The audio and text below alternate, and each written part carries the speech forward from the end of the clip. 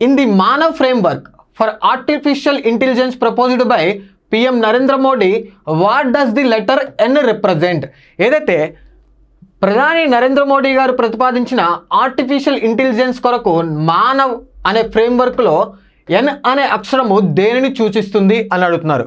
ఒకసారి మనం ఆప్షన్ చూసినట్టయితే network security, national sovereignty, natural intelligence, neural networks.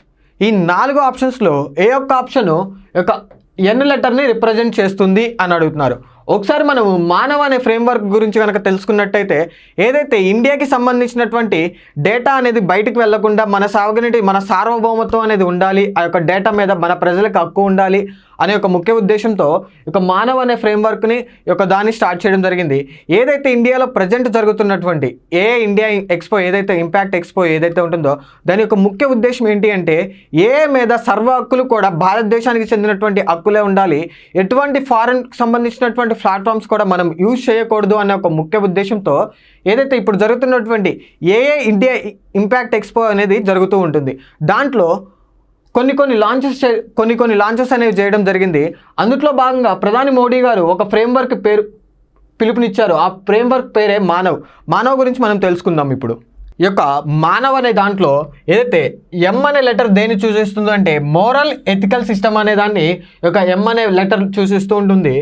ఏ అనే లెటర్ దేన్ని సూచిస్తుంది అంటే అకౌంటబుల్ గవర్నెన్స్ అనే దాన్ని ఏ అనే లెటర్ సూచిస్తూ ఉంటుంది. ఎన్ అనే లెటర్ దేన్ని సూచిస్తుంది అంటే నేషనల్ సావెనిటీ అనే దాన్ని ఎన్ అనే లెటర్ సూచిస్తూ ఉంటుంది.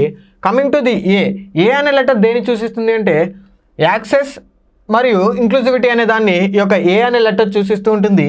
వి అనే లెటర్ దేన్ని సూచిస్తుంది అంటే వ్యాలిడ్ లెజిస్టిమేటివ్, వి అనే లెటర్ వ్యాలిడ్ లెజిస్లేటివ్ అనే దాన్ని సూచిస్తూ ఉంటుంది. అయితే మన అడిగింది ఏంటి, ఎన్ అనే లెటర్ దేన్ని సూచిస్తుంది అని అడిగారు. సో ఎన్ అనే లెటర్ దేన్ని సూచిస్తుంది అంటే ఆప్షన్ బిలో ఉన్నటువంటి నేషనల్ సావెనిటీ ఏదైతే ఉంటుందో దాన్ని ఎన్ అనే లెటరు సూచిస్తూ ఉంటుంది.